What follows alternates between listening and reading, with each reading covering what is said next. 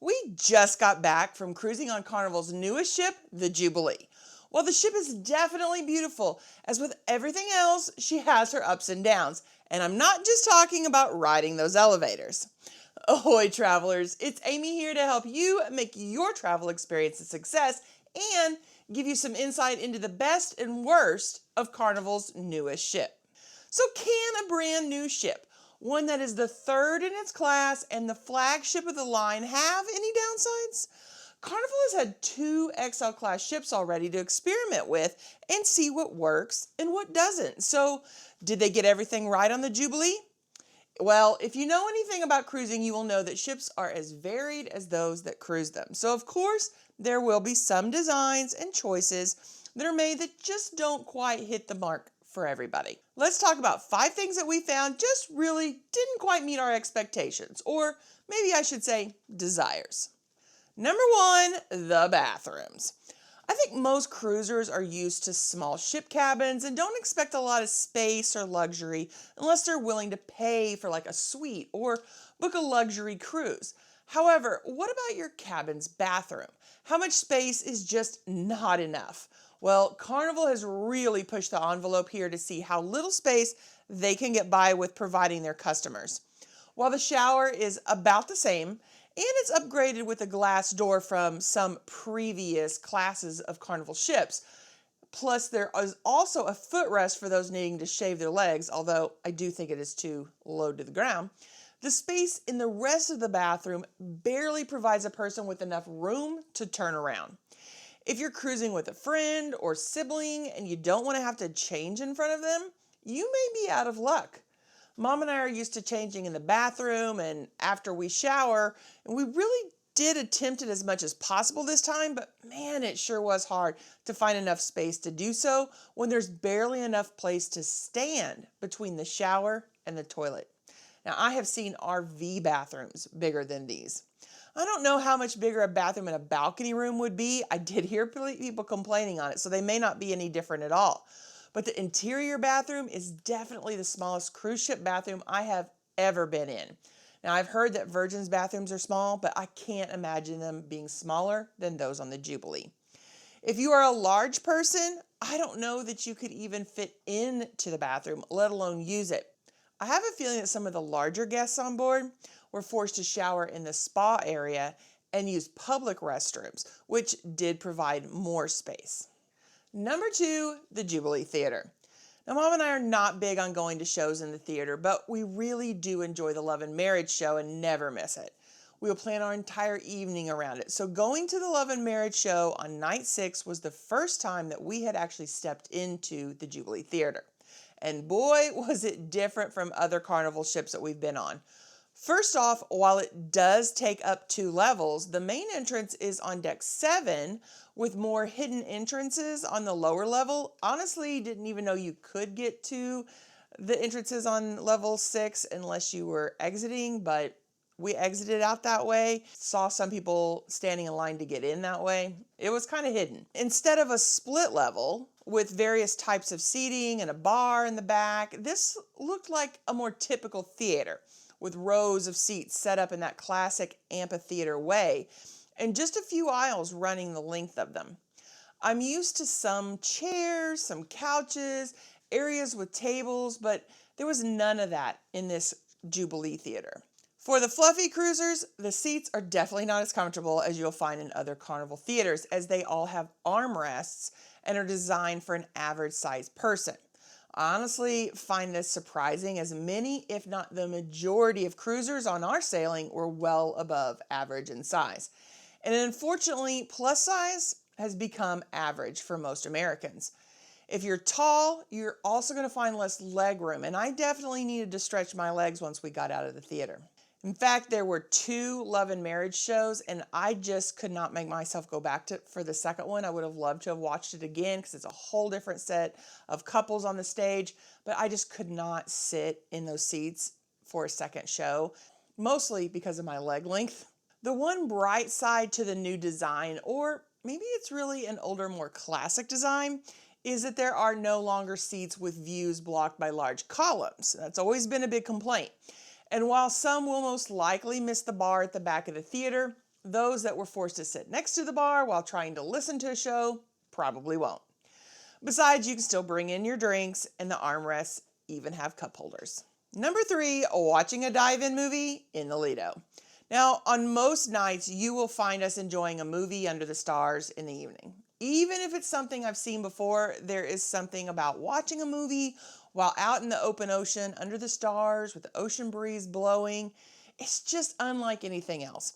And since we're not a fan of the musical variety shows or the comedy performances, it's definitely a top choice for us when it comes to evening entertainment. So imagine our disappointment when we saw the layout around the LED screen on the Lido and the decks above. It was apparent from the beginning that finding a good spot to sit was going to be much more difficult on the Jubilee than on any other cruise ship that we've been on before. Previous classes of ships have had the pool directly under the screen within rows of chairs placed where you could watch anything playing on the big screen without something blocking your view. If you went up a level, you'd find even more seats placed to where they face the screen. Often there are even comfy chairs and couches under a small awning that directly face that LED screen from that deck above. While the Jubilee does have seats facing the screen on 17 and 18, the 2 decks above the Lido, the views are hampered by the railing. We found the best views were on 17 back under the awning, which is really just the deck above. This was great if you were watching a matinee. However, if you're trying to watch a movie at night, there are all these lights on that they turn on in that area. And I don't know about you, but I don't like watching a movie with a bunch of lights on. In the end, we chose to sit on 17 and pull our lounge chairs back from the railing several feet to get a clearer view of the screen. Thankfully, Mom and I both are tall enough that doing so meant the railing was just out of our view, right underneath that screen. Those who chose to sit on the Lido deck also had an obstructed view due to the deck on 17 sticking out on either side of the LED screen for the DJ stand and the Red Frog pub bar. Or it's actually the Red Frog Tiki bar on Jubilee. Plus, the pool is right next to you. If there's a bunch of children hanging out in the pool, then they make a lot of noise. They're not really watching the movie. Add the fact that the Red Frog bartenders kept setting off these noisemakers during the movie, that's some kind of thing that just, I don't know, that they whirled around and made this horrible noise, and then a gong that they would hit. It just wasn't what we had come to expect from a Carnival cruise ship. Number 4, the location of the spa. We usually love to visit the spa at least once on a cruise, have a massage. I have even had spa rooms and spa passes. However, after seeing the spa is no longer located on the top decks of the ship with lovely views, I was already less interested in heading to that area. Our normal routine is to go to the raffle on embarkation day, see if we win any prizes. Mom and I both have won before, but we decided to forego that. Although I did notice that they actually held these raffles on multiple days throughout the cruise, and I wonder if they're having some issue getting people to book massages with the spa area so low down on the ship. The spa being on deck 6 just didn't make me want to visit, and I'm wondering if others feel the same. It was the first time I've noticed multiple $500 spa raffles on a cruise. Number 5, the Serenity Pool. Now, I really thought I would love the fact that the Serenity area had a pool for adults only, and I even thought I might try out a ship pool for the first time. But I actually think this is a negative, for me anyway. The pool is next to the bar and Fresh Creations, which is the salad bar that's available on some Serenity decks. There's even a little sunken area next to the pool for dining. Surrounding the pool are some of the really nice lounge spots, and there are tarps overhead that shade the area. It really is lovely, and in the morning, it does tend to be fairly quiet and serene. However, once the bar opens and it gets warmer and people start wanting to get into the pool, the Serenity just seems to go right out the door, or over the side of the ship, as it might be. I have definitely determined there are 2 types of people who hang out on the Serenity deck.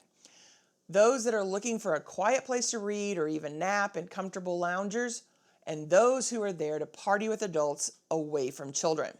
Personally, I wish they would make the Serenity area a place where it is supposed to be quiet. Maybe put up signs at the entrance saying, "This is a quiet area," or post the definition of serene free from disturbing noise or uproar. Although, like other rules on board ship, I doubt any of the crew would actually do anything to quiet loud passengers. I mean, I wouldn't want to be the crew member having to tell them to be quiet. It would be nice, though, if Carnival split off an adults-only area for those who want to be loud. Maybe put a pool and bar at the aft of the ship and call it the adults-only pandemonium area. I am one of those people who just believe there are unwritten rules of society that you're taught as a kid. Most are even common sense. And one of those rules is that when you are in a common space, especially one designed for people to relax, like a serenity area, you should keep your voice down and your conversations with others to a low volume where it's not really going outside of your friend group. I actually have a video that I'm planning that addresses things like this that I'm thinking of calling Don't Be That Cruiser. Well, don't be discouraged. We still have 5 of the best things about the Jubilee coming up. And I had to work much harder to narrow those down to just 5 things. But do you think any of the issues I mentioned would keep you from sailing on the Jubilee? It was actually hard for me to come up with 5 things I felt were really that negative when it comes to the Jubilee. Basically had 3 bigger issues and came up with 2 lesser ones. Let me know in the comments what you think. Would any of these be issues for you? Are you turned off by the small bathrooms? I should say tiny bathrooms. Do you think it's okay to shout across the pool to your friends in the Serenity area? Let me know. Of course, we left the best for last. It was actually hard to narrow down all the amazing things about the Jubilee to just 5, but I went with things that I thought people really would appreciate, at least the things I know I loved about the Jubilee. Number 1, options. If you're looking for a lot of options when it comes to your cruise ship, the Jubilee really provides. This is great for families, especially multi-generational families and groups that have a lot of different opinions on what they want out of their cruise ship. There are tons of entertainment options, places to relax, and the variety of foods and bars is some of the best at sea. Number 2, this ship is beautiful. I'm in love with the beauty of this ship. Of course, I'm a huge fan of anything under the sea, and all the nods to life under the sea is a huge plus for me.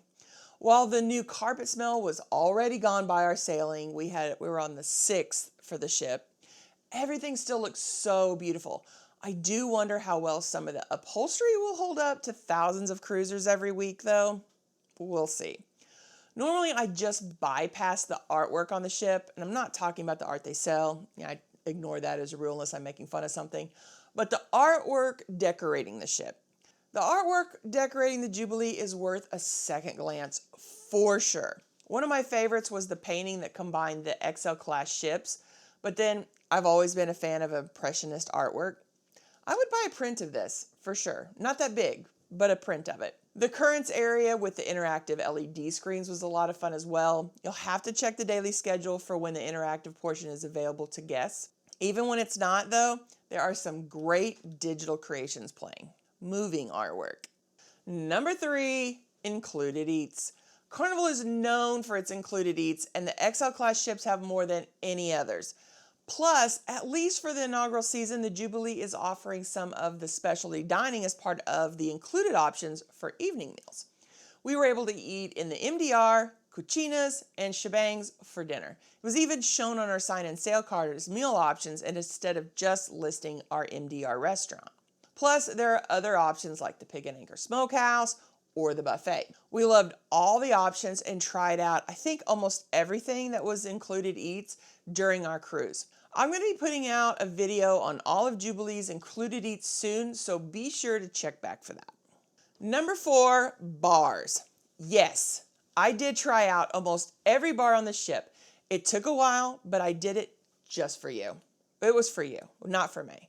And I will have a video coming dedicated to just those bars, so I won't spend too much time detailing them here, but with 2 new high-end bars, the Golden Mermaid and Dr. Inks, along with favorites like the Alchemy Bar and the Red Frog, plus many more scattered throughout and around the ship, there are more than enough places to quench your thirst. And with some drinks only being found in specific bars, you should be sure to visit them all. I'll be discussing the different menus in my future video, as well as working on creating a full list of all bars and menus for my website. So if you're interested, be sure to hit that notification bell so you don't miss out on that video.